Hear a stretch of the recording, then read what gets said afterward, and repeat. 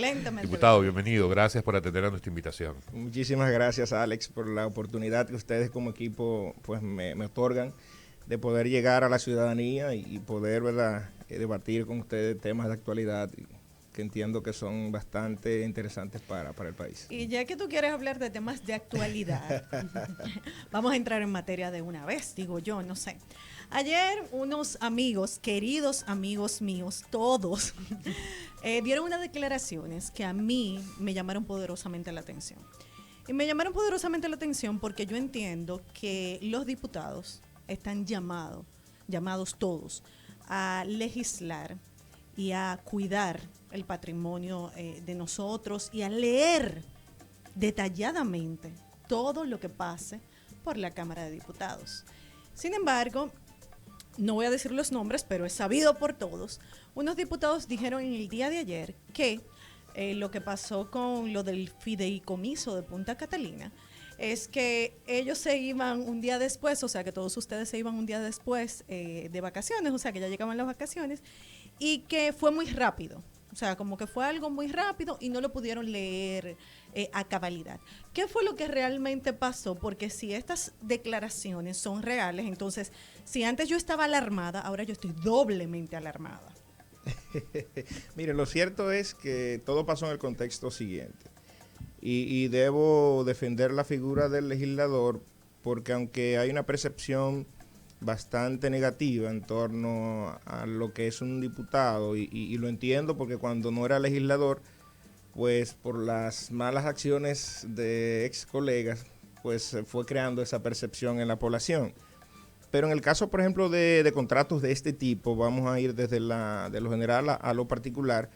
Lo que se estila y lo que establece el reglamento de la Cámara de Diputados es que un proyecto, por ejemplo, de fideicomiso, como muchos tantos que hemos aprobado ya, se envía a la comisión, en este caso la Comisión de Hacienda, que fue la única que lo estudió, aunque entendemos que debió pasar por la Comisión de Energía y Minas, que es la que presidimos, por lo técnico de este fideicomiso y por lo que involucra, ¿verdad?, que en este caso es una termoeléctrica que representa el 30% de la generación eléctrica del país, pero ya que no llegó a la Comisión de Energía y Minas, sí en Hacienda entiendo que los legisladores que forman parte pues tuvieron el tiempo suficiente para poder escudriñar el contrato y poder tocar todas las aristas y emitir un informe lo más certero posible.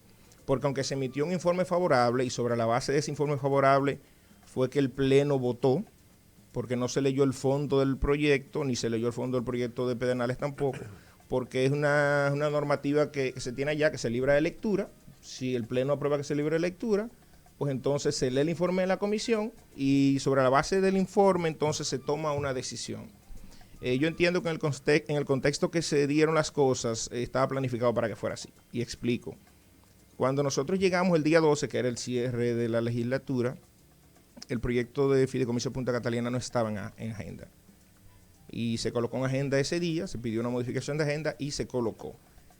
Cuando los que estábamos allá, pues hacemos la consulta al lugar con los diputados que forman parte de la comisión y luego de ver el informe del presidente de la Comisión de Hacienda, pues todo apuntaba a que era un contrato de fideicomiso como los demás. Nosotros habíamos aprobado varios contratos de fideicomiso para desarrollo hipotecario, ampliación de Ciudad Juan Bosch, lo aprobamos hace unos meses, aprobamos también para que se realice un proyecto parecido a Ciudad Juan Bosch en Santiago, el fideicomiso de Pedernales también que se había conocido ese mismo día, y nosotros sobre la base de la figura del fideicomiso entendíamos que era un fideicomiso benigno, que simplemente era utilizar, ¿verdad?, las herramientas que establece la ley 189-11 y que el patrimonio de Punta Catalina se pudiera independizar del resto del patrimonio del Estado y que se pudiera administrar mediante la fiduciaria de una manera eficiente e independiente para garantizar la sostenibilidad de esta termoeléctrica de cara al futuro. Y se votó favorable.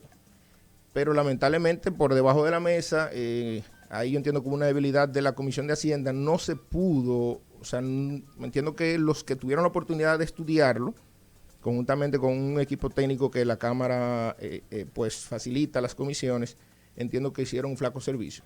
No voy a mencionar nombres porque son colegas, ¿verdad? Y voy a respetar eso, pero sí a los que no tuvimos acceso al documento nos hicieron errar. Y aunque errar es de humano, pero en este caso Estamos a tiempo de rectificar y de hecho todo es muy llamado a que el contrato pueda ser retirado, independientemente de la intención marcada que hay de, en este caso, beneficiar a cierto sector económico. Pero entendemos que Punta Catalina es un bien del pueblo dominicano que ha venido a traer una solución en materia de generación, pero también en cuanto a la reducción en los costos marginales de generación de energía, porque Punta Catalina ahora mismo es quien marca las pautas, es quien primero entra, luego de las hidroeléctricas, y es bueno que ustedes sepan y el país sepa que luego de Punta Catalina genera 7 centavos de dólar el megavatio. Y antes de Punta Catalina rondaba los 14, 15 centavos de dólar. Entonces, eso ha obligado que las generadoras privadas pues tengan que migrar de una matriz de generación con derivados del petróleo, que es bastante costosa, a gas natural. Y estamos hablando que casi 800 megavatios, más de lo que representa Punta Catalina, pues han tenido que ser cambiados a gas natural, y eso es fruto de justamente de que Punta Catalina, que es ahora mismo el ente regulador dentro de las generadoras, pues crea al entrar al sistema eléctrico nacional. Diputado, este servicio de la comisión, usted mencionó flaco servicio. ¿Usted cree que haya sido a propósito que les pasaron ese informe deficiente? Yo no podría emitir un juicio de valor al respecto, pero entiendo que si hubiera pasado por la comisión nuestra, como pasó, por ejemplo, el contrato de exploración de hidrocarburos de la cuenca CP2 de San Pedro de Macorís, les garantizo que todas esas debilidades que de hecho vimos y las hemos estudiado varias veces, se pudieron haber corregido, porque lo hicimos también con el contrato de exploración, unas 20 y tantas correcciones le sugerimos, porque el Congreso no modifica los contratos, sino que sugerimos las correcciones que debe hacer, en este caso, el Poder Ejecutivo, y luego que las realizan se hace una adenda al contrato y entonces se aprueba si va de cara a los mejores intereses para la nación. Y quizás por eso no llegó a la Comisión de Energía, quizás porque cuando pasó ese contrato, se retardó 3 meses, pero les puedo garantizar que ese contrato es bastante garantista para el pueblo dominicano luego de las correcciones. Diputado, ¿cuáles serían esos aspectos que desde su punto de vista fueron incluidos en el proyecto con el fin de, para usar sus propias palabras, beneficiar a ciertos sectores del país? Entendería, y que eso está en línea con las múltiples críticas que ha habido durante todos estos días en las redes sociales en cuanto a una supuesta intención de privatización de la planta. ¿Podría aclararnos eso? Y bueno, yo sé que le voy a hacer otra pregunta después que usted me responde. Así que ustedes, ya voy a eso. Sí, no sé si recuerdan que el año pasado, cuando se conoció el presupuesto nacional, existían unos 87 mil millones de pesos que habían sido incluidos como ingreso de capital. Y de hecho, tanto Jaime Aristi, que había sido, ¿verdad?, el primer administrador de la central, conjuntamente con nosotros y algunos técnicos del área, pues salimos a denunciar las pretensiones que tenía el Poder Ejecutivo de vender Punta Catalina a precio de vaca muerta. No sé si recuerdan eso. Pues sí, ciertamente se pretendía vender. Punta Catalina costó 2.400 millones de dólares. Que se sepa hasta ahora. No, y devengado y pagado, y ahí está. Que se sepa hasta ahora. Cuidado si fue mal contado. Lo demás ha sido especulación, y le aclaro, Alex, que el principal detractor de Punta Catalina es el ministro Almonte, el actual ministro de Energía y Minas. Y con el hecho de en este fideicomiso él certificar y colocar en ese contrato que la inversión del Estado para construir Punta Catalina fueron 2.3 millones, miles de millones de dólares, pues lamentablemente lo hace tener que tragarse las palabras, porque quien politizó Punta Catalina fue el partido de gobierno ahora en la figura del ministro Almonte. Pero el ministro Almonte ha sido muy claro diciendo que hay que cumplir con un paso, que es el de la auditoría, que va a revelar cuánto definitivamente fue que costó la planta. Entonces el ministro Almonte le está mintiendo al país, porque debió entonces esperarse la auditoría y luego realizar el fideicomiso. ¿Por qué pero la es prisa? Que el fideicomiso, pero es que fíjate, ¿Por yo qué la sabía que íbamos a prisa? estar hablando de esto. Porque es que el fideicomiso, y vamos entonces a entrar a ese punto. Ustedes, cuando me refiero a ustedes, me refiero a los opositores, ¿verdad? Cumpliendo con su rol, evidentemente, porque ustedes no van a estar felicitando al gobierno por cualquier cosa que hagan, sea buena o no. ustedes han estado impulsando esa supuesta intención de privatización de la planta a través de este fideicomiso. Usted hablaba ahora de ese beneficio que estarían buscando darle al sector privado, aunque no lo haya dicho, no haya mencionado al sector privado explícitamente, pero así lo entiendo yo. ¿Cómo se puede hablar de intención de privatizar cuando estamos hablando de una figura jurídica que establece 3 componentes y de los cuales ninguno tiene que ver con el sector privado, sino que los 3 pertenecen al Estado? Esa es la primera pregunta que yo quiero que me aclares y que yo estoy segurísimo que los oyentes quieren escuchar. Claro que sí. Mira, cuando nosotros nos referimos a la intención de privatizar Punta Catalina, obedece de la manera siguiente. En la forma en que está constituido el famoso comité técnico, que no es más que un consejo de administración, está totalmente exceptuando al secretario del consejo, conformado por personas que no tienen nada que ver con el Estado Dominicano. Empresarios ligados al sector generación, pero del área privada. Y en este caso, el único representante del Estado es el secretario, que no tiene ni voz ni voto en la toma de decisiones. Lo segundo es que se crea una figura que está incluida en el contrato de fideicomiso, que es el fideicomitente adherente, que no es más que una persona moral o jurídica que no haya participado en el fideicomiso inicial y que pueda, aportando capital, formar parte del fideicomiso con derecho inclusive al patrimonio fideicomitido. En otras palabras, el comité técnico, el mismo contrato, le da la potestad de decidir bajo las reglamentaciones y las normativas que ellos creen, permitir que cualquier persona moral o jurídica, nacional o internacional, pueda formar parte del fideicomiso Punta Catalina y por ende ser parte de los accionistas de este fideicomiso.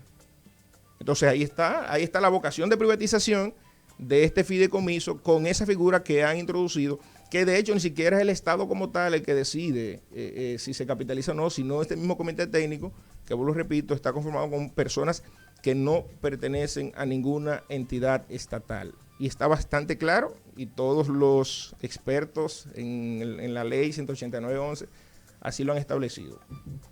De hecho, hoy estuvo un panel donde estuvo, por ejemplo, el gerente de la fiduciaria Banreserva, y al final demostramos que es así. Tiene una vocación privatizadora y no es fortuito que toda la sociedad se haya unificado en torno a exigir que no sea privatizado y bajo las condiciones además que se pretende, porque queda discrecionalidad del comité técnico la decisión de capitalizar o no Punta Catalina. Y voy más lejos, queda a disposición y la prerrogativa del comité técnico inclusive embargar, por así decir, endeudar el patrimonio del fideicomiso en un 100%, porque tampoco establece límites. Y eso es peligroso para un bien tan importante y estratégico como Punta Catalina. Diputado, usted sabe que nuestro invitado anterior, Francisco Álvarez Martínez, usted sabe que es un abogado muy respetado, ¿verdad? Usted conoce al abogado Cristóbal Rodríguez. Sí, claro. También otro abogado constitucionalista, claro. Muy respetado. Claro.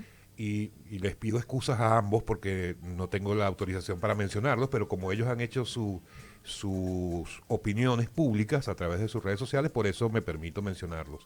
Ambos coinciden en que este contrato de fideicomiso está alineado con lo que dice el gobierno y no con lo que dice la oposición. Aunque ambos hacen la salvedad de que hay un par de asuntos en ese contrato que debe ser revisado en la Cámara de Diputados. Si los diputados, ustedes, deciden revisar el proyecto y analizar y hacer los cambios que sean de lugar. Entonces, eso quiero dejarlo allí al margen.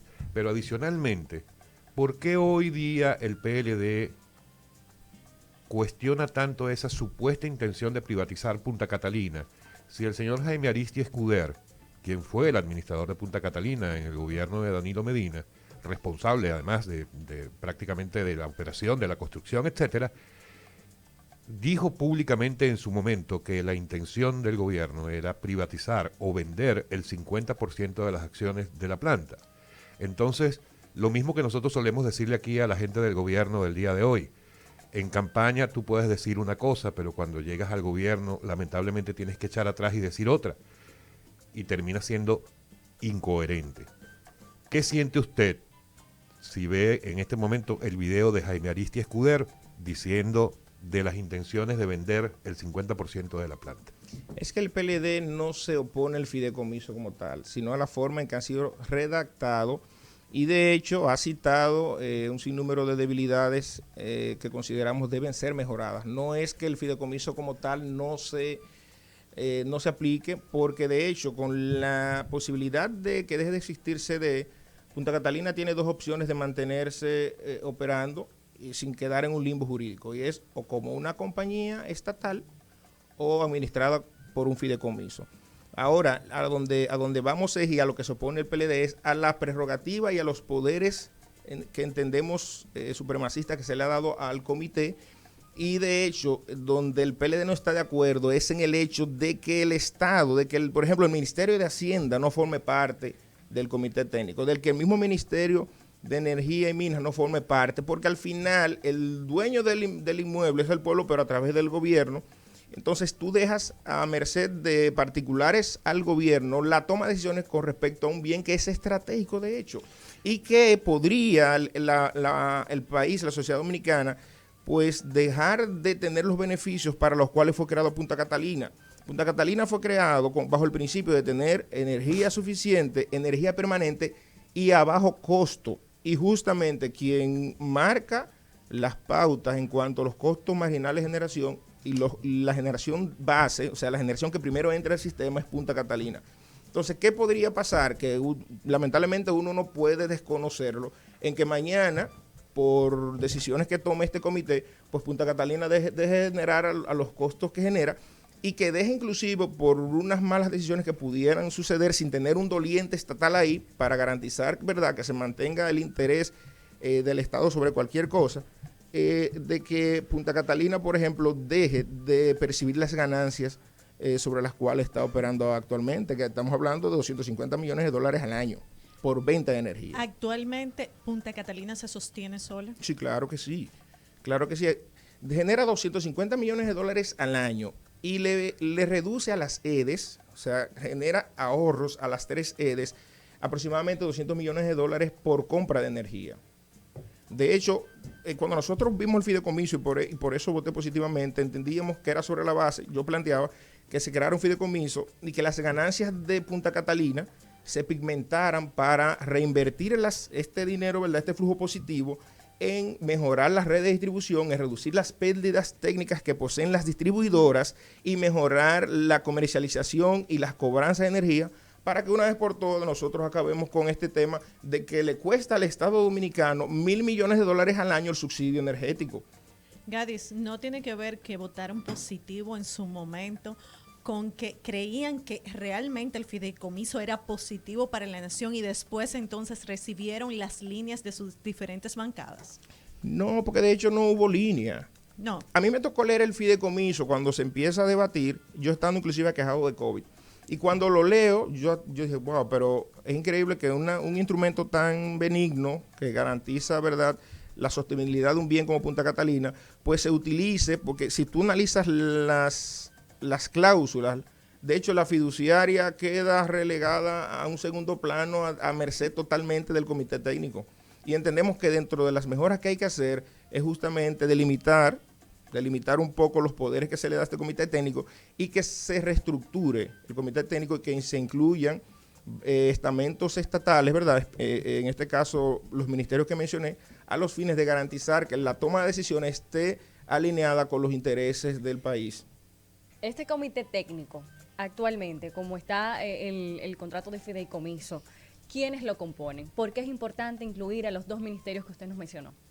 Por ejemplo, está Celso Marrancini y otros técnicos o administradores de generadoras que son, de hecho, parte del mercado eléctrico. Entonces, entendemos que ahí pudiera darse un conflicto de interés, porque si yo, por ejemplo, que pertenezco a una de las generadoras privadas, pero también tengo poder sobre la toma de decisiones de Punta Catalina, ¿qué me hace a mí a la hora de tomar una decisión favorable a favor de la planta, no tratar de manipular para que mi empresa, la que yo represento, la que me da mis ganancias, pues no salga del mercado? No sé si me están entendiendo. Sí, ahora, ¿cómo logramos que se mantenga justamente un equilibrio? Estando Hacienda y estando el Ministerio de Energía y Minas. Diputado, no me respondió a lo que yo le pregunté con el tema de la privatización y la declaración de Jaime. No, porque al final de hecho, y debemos ser coherentes en eso, el tema del fideicomiso se estuvo bailoteando cuando Rubén estaba al frente del sector energético y no se realizó y se optó por constituir una empresa justo por lo costoso, es más costoso operar Punta Catalina por fideicomiso que como empresa. Pero ya es una prerrogativa de los gobiernos si van a endeudar o no al inmueble. En este caso, vuelvo y repito, es la forma, porque tú no tienes garantía de transparencia ni tampoco vas a conocer, porque ahí se mantiene todo el secreto fiduciario, el secreto bancario, bajo qué modalidad, en caso de que se decida capitalizar, se va a hacer, a diferencia de que si se hace mediante la ley de capitalización vigente en el país. Esa es la diferencia entre la posición oficial del partido, porque si al final se quiere capitalizar y es necesario, debe hacerse, pero transparente y que todo el mundo tenga acceso, el pueblo tenga acceso a saber cómo se va a capitalizar Punta Catalina. Bueno, diputado, se nos fue el tiempo. Aquí Pero pudiéramos bueno, seguir cortando tela. exactamente, y cuando usted quiera volver, por supuesto, le vamos a dar la bienvenida y podemos seguir discutiendo y hablando de Punta Catalina, de Punta del fideicomiso, de todo lo demás. y de todos esos temas. Y hasta del partido, porque no hablamos del partido. No hablamos Sí, del bueno. partido. Se nos salvó, diputado, ahí. No, al contrario, yo feliz de poder profundizar. me encanta de verdad profundizar en los temas. Muchísimas gracias por estar con nosotros. Ha sido el diputado Gadis Corporán, presidente de la Comisión de Energía y Minas de la Cámara de Diputados y secretario de Energía del Partido de la Liberación Dominicana, PLD. Pa' que no se diga más. Bueno, niñas, ¿Cómo que niñas? Sí, riégalo, por favor. Riégalo. Pero tú, Viste, yo sabía. espérate, yo sé que Yo tú sabía. te sentirías muy bien si yo te digo niño. no, Jovencito, para nada, para jovencito. nada. No, riégalo. Es más, señores, antes de irnos, hay un diputado, Ajá. no recuerdo el nombre, Ay, aquí sí. lo tengo, Carlos de Jesús, que propuso modificar la ley Así es. de la juventud a 45 años. Claro, para Y que eso sean me hace a mí- 45. Y eso me hace a mí muy feliz. ¿Y qué diputado fue ese? Carlos de Jesús, el diputado Carlos de Jesús. Jesús. Él propone la modificación de la ley para que la edad límite, o sea, ¿De cuál ley? de la juventud, para que Él los es del jóvenes PRM. sean considerados hasta 45 años. Es decir, que su propuesta dice que usted tiene 45, usted sigue siendo un joven. Exacto. Legalmente, Diputado, legalmente. pero yo pensaba que allá había más temas en esa cámara. Legalmente. Pero ¿y qué es esto? Pero bueno, nos lo responde después. Y saludos al diputado, ¿qué? De Jesús. Carlos de Jesús. Carlos de No, Jesús. sí, Carlos de no, Jesús. yo no conozco a Carlos de Jesús, pero lo quiero conocer. No se diga Amigos, no más. se diga más. Pa'